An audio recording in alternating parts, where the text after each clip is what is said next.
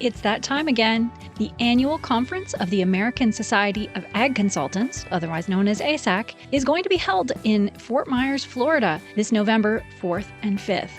Kurt Covington is one of 9 professionals who will address the conference. The other speakers who will cover a wide range of topics represent Florida Farm Bureau, Florida Citrus Commission, University of Tennessee Institute of Agriculture, National Ag Law Center, Risk Mitigators and Advisors, Tyler Associates, as well as the lead economist for dairy at CoBank, and myself, Chrissy Wozniak from North American Ag. The day and a half of presentations will be followed by ag tours on Tuesday afternoon at Echo Farms, one of my favorite places here in Fort Myers.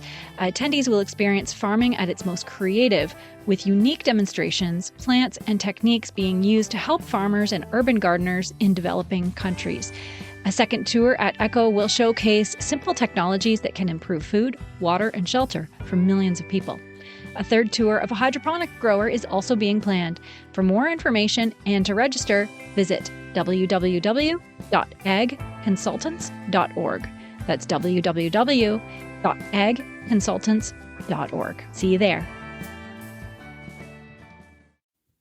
Our sponsor today is GAPS. Established 5 years ago, GAPS brings water remediation and soil amendments to the agricultural businesses of Ontario, Canada.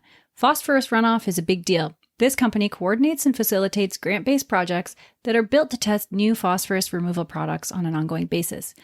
GAPS provides these successful R&D products in their toolbox of solutions and are sold to the producer, golf course, and municipalities.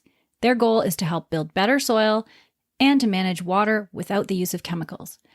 Visit GAPS at gapsontario.com or visit their link in the show notes.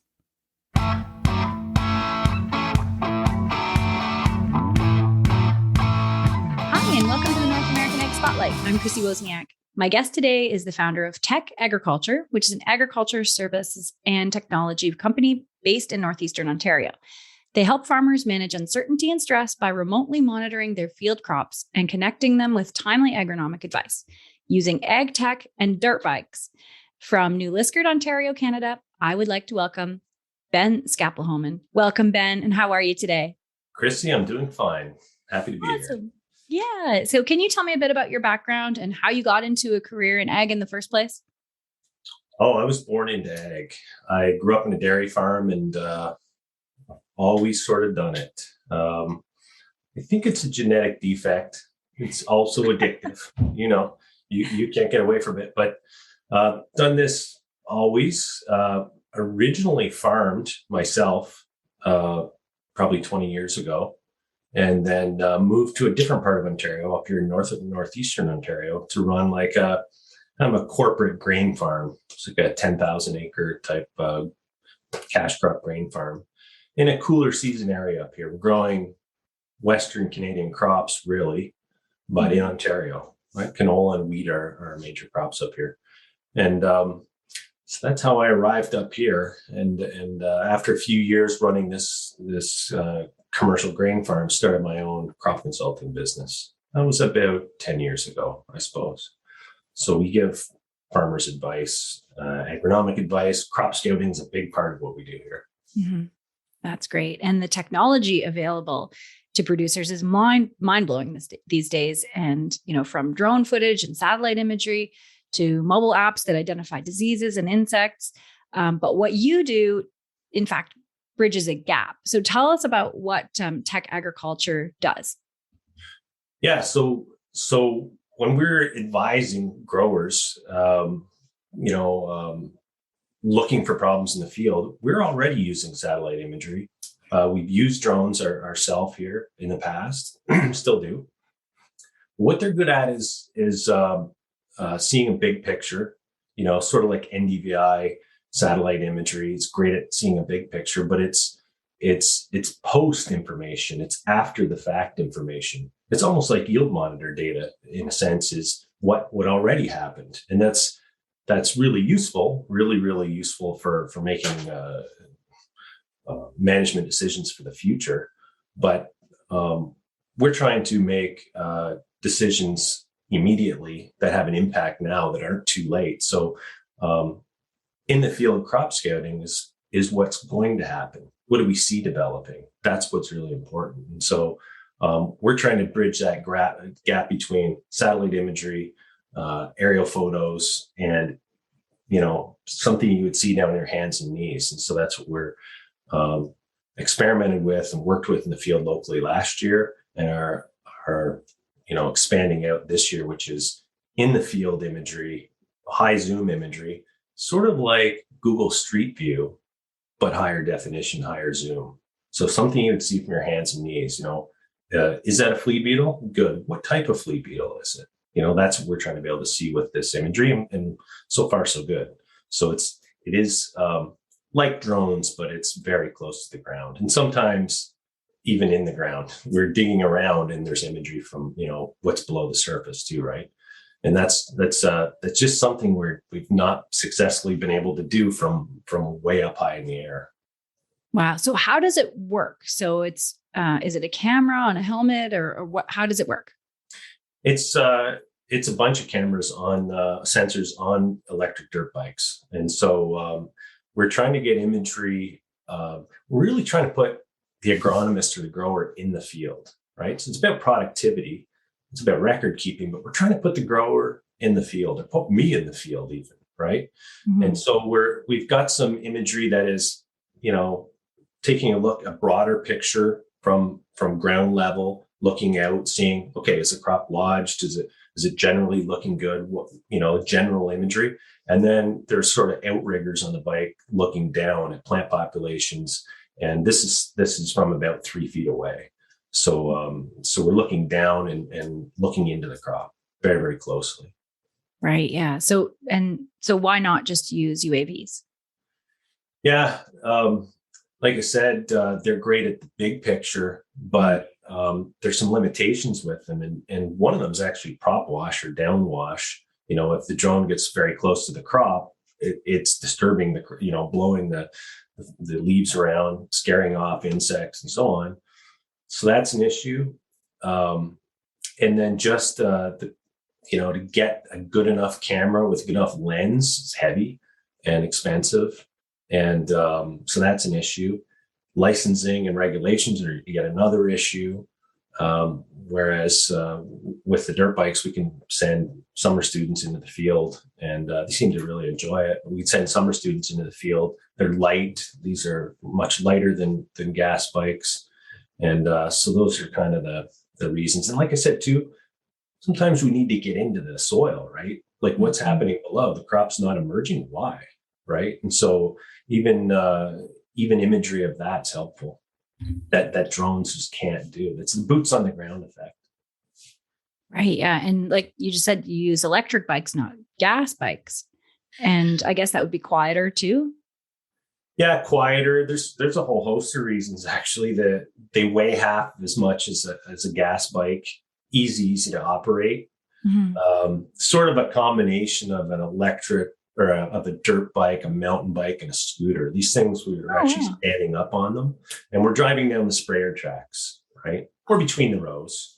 And, so we can go a lot later in the season. As long as there's sprayer tracks in the field, we're good to go. And in most parts, at least regionally here, almost all fields are sprayed with fungicide and so on in season. So we've got tracks to run down all season long. Right. That's great. So typically, how often are growers or agronomists really in the field crop scouting? Really in the field, Chrissy? I don't know. They're by the field lots. Mm-hmm. They're in the field with the sprayer, right? Yeah. If the grower themselves or someone that has got lots of experience is in the sprayer, they're scouting from the sprayer, and that's actually really good scouting. It's just that it's a little it's the same thing. It's after the fact, and it's a little too far away from the crop. It's not down your hands and knees, and you can see there's something going on, but not sure quite what it is until you get down there and look at it. So I think there's lots of that going on, but especially in Western Canada, or locally here where farms are 10,000 acres or larger sometimes, that's a lot of ground to cover, right? If they're 100-acre fields, 100 of them. You're in 100 fields every week, like in detail. That's hard to do. It is for sure. Yeah, driving around the edges just doesn't cut it anymore, right? It's a start, but But getting in the field, we're basically on a grid basis, right? So when we're out there with the bikes, we break the field into grids and revisit those grid points. And so it's a lot more representative, sort of like grid soil sampling in a sense, I guess, right? And you've got imagery from each of those spots, and you can just click in and look at, pick an image of the field, click into it and have a look around. It could be from a week ago, 2 weeks ago, a year ago, right?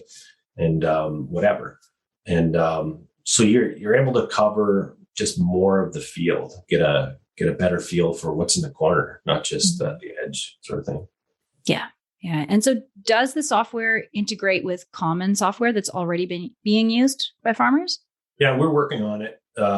Right now, we've got an integration with Farm QA out of Fargo, North Dakota. We are working on one, and we'll have it ready for the spring for Ag World, which is held by Simios out of British Columbia now. We started with those actually because we use them here. Those are the two programs we use.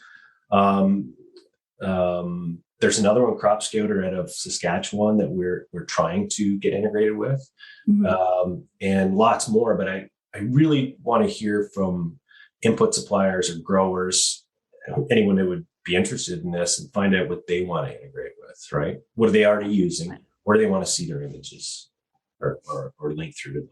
Because we're not trying to get anyone to download a new app. I know how frustrating that is sometimes. And so if they're already using something, we'd rather just integrate with those.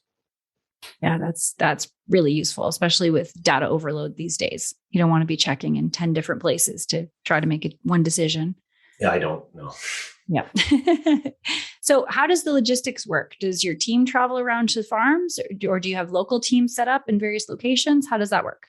Yeah, right now we're strictly regional. So we're just in Northeastern Ontario here this spring. Would like to get into some Southern Ontario this summer, and also get into at least one part of Western Canada and just learn a little bit and see how it would work out there. But it's our own teams. They're summer students or interns, right? And we're getting out to the fields once a week, or maybe some on-demand sort of visits as well. We'll see how that goes. I say that because last year locally here, we had big frost problems. It was right at the very end of May. So our soybeans and canola were mostly up, and we had to reseed like all of the soybeans locally, and most or half maybe of the canola, right? And so in situations like that, we were into the field, and a day later back in the field, and then a day later back in the field, because is it dead? Is it not? Is it recovering? Do we need to replant it? And that's where this this sort of on the spot type crop scouting is really, really useful, right? And where the grid's really useful, because it's finding one frost is like that. It's finding one part of the field, not another. So we'll see how that goes, but some on demand will probably feature into this. Great. And with these terribly high input costs this year, what can producers do to pivot and reduce the costs? Is it possible to make several small changes to maximize profit in 2022? Yeah, I think a lot of things are out of our hands, and growers' hands especially, right? In terms of input costs, seed costs. On the bright side, commodity prices are right now high too, but a lot of those things we can't do a lot about.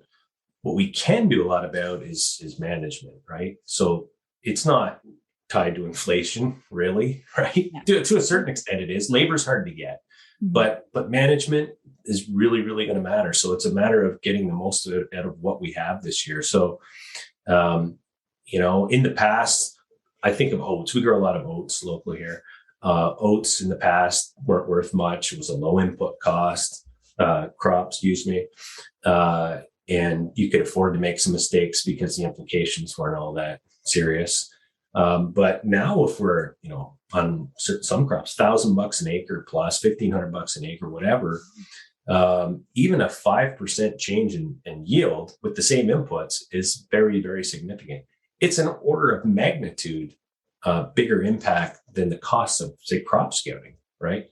Yeah. So, if flea beetles are the issue and they're not monitored, and you have, a wreck or a thinned part of the field, that is going to have a significant impact and could have been prevented. Cutworms are another thing that comes to mind. Yeah. Frost, there, we can go on all day, right? But small things, really it's about patrol and being on the ball and being everywhere at once. If we can do that, we can maximize these crazy input costs that we have, right? Or get the most out of them. Yeah. It's more about stopping being reactive and being a lot more proactive, right? At the beginning. That's right. It's about being on the ball, right? Yeah. And and so if some of these things are just left to their own devices and we just it is what it is, we can take big losses. We're putting big money into it, and now we need to try to get the decent yield so we can take advantage at the other end, right? And so it's really about helping out with management stuff. So I think that's really important this year. I don't know. No one knows where things are going to go. All we know is right now, it is what it is, right? So we have to make the most of it. Yeah, absolutely. And what are you seeing as the biggest challenge for producers this growing season? And in your opinion, what's the best way to navigate those challenges so that there's success on that other side? Yeah, biggest challenge is probably the markets. They're wild, and just the uncertainty is a huge. It's always an issue in agriculture. We don't know what the weather's going to do. We don't know what the markets are going to do. But right now, it seems to me, anyways, the world is very, very unpredictable.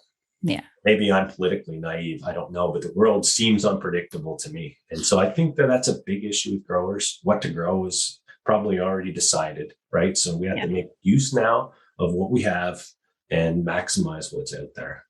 Yeah, that's it. And are there any opportunities that you think that farmers should be leveraging this year?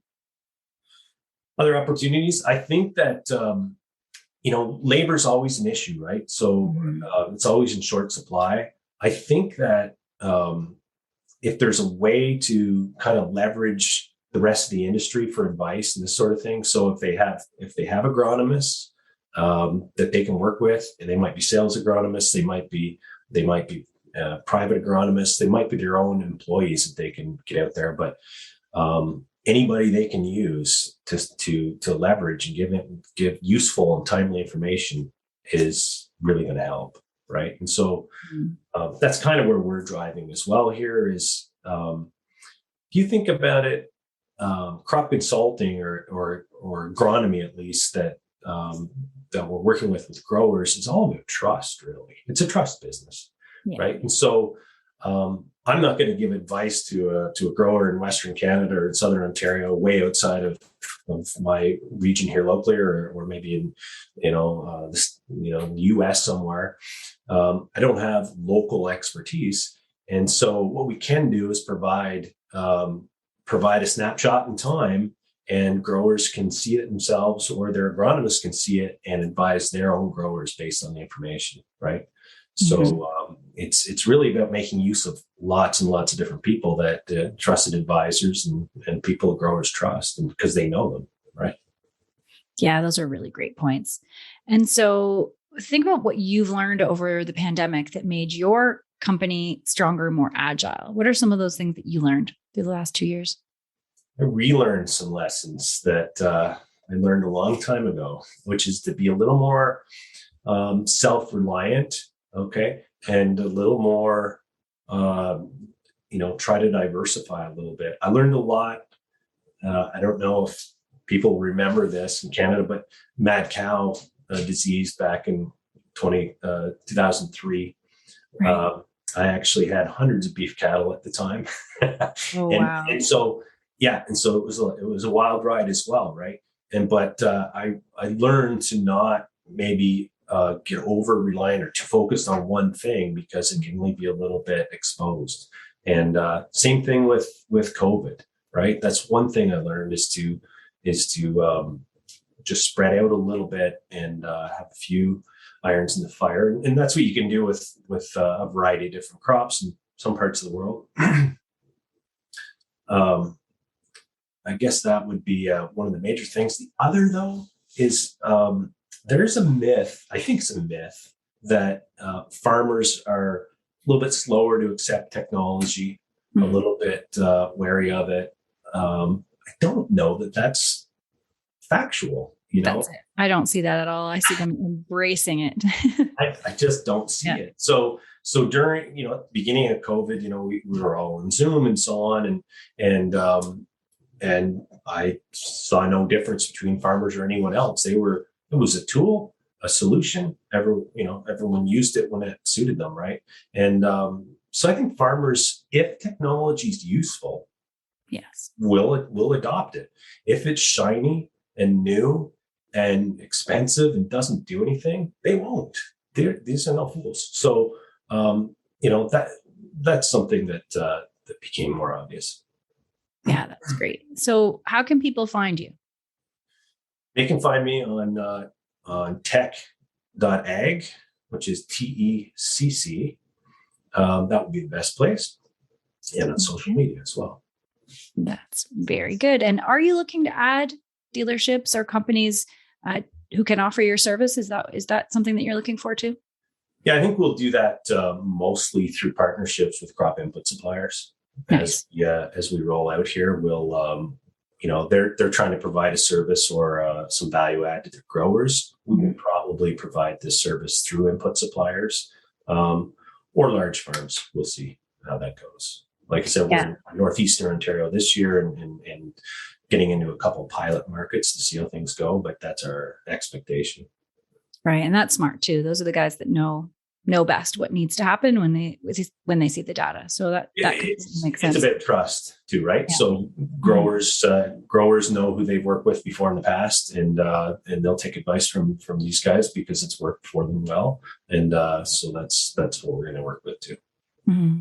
That's great. And so one last question for you. What are you most passionate about, and why do you personally serve the ag industry? Those are two questions, Chrissy. That's going to cost extra. I just love the outdoors, right? I love working in agriculture. I miss the days actually when it was open station tractors. You could smell the soil, kind of thing, right? When you're working it up, I love springtime, and I love, probably because it's winter right now, but I love the smell of the ground. And so I do love working in agriculture. I love to create. And if you think about it, agriculture is a creative industry. We're all creating something. We're growing something from nothing, right? Mm-hmm. I just love that. Now, what was the second question? And why do you personally serve the industry? Yeah, I think that I think there's lots of things we could be spending our time on that have maybe less impact. And I just want to work on something impactful, right? Mm-hmm. And something that, something peaceful and something impactful. I think this is it. Yeah. Yeah. Nothing more honorable than feeding the world, right? Well, there might be, but this does it for me. So. Yeah. Well, that's good. Well, thank you so much for joining me today. And it was a great conversation. And thanks to everybody who's watching or listening. If you want to learn more, the links will be provided in the show notes. And don't forget to subscribe to North American Ag Spotlight on YouTube, Rumble, or AgFuse channels. And the podcast is available on Spotify, Apple, Stitcher, Amazon, or wherever you listen to podcasts. And have a great day. Thanks, Chrissy.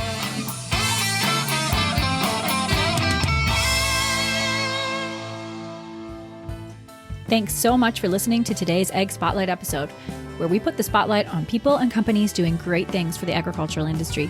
Don't forget to subscribe on Apple, Amazon, Spotify, Stitcher, or on your favorite podcasting platform, and give us a 5-star review. You can also follow us on YouTube and Rumble to see the video version of Ag Spotlight. Also, head on over to NorthAmericanAg.com to subscribe to our Industry Connect update newsletter. If you're interested in advertising opportunities, email us at connect@NorthAmericanAg.com. Thanks for listening.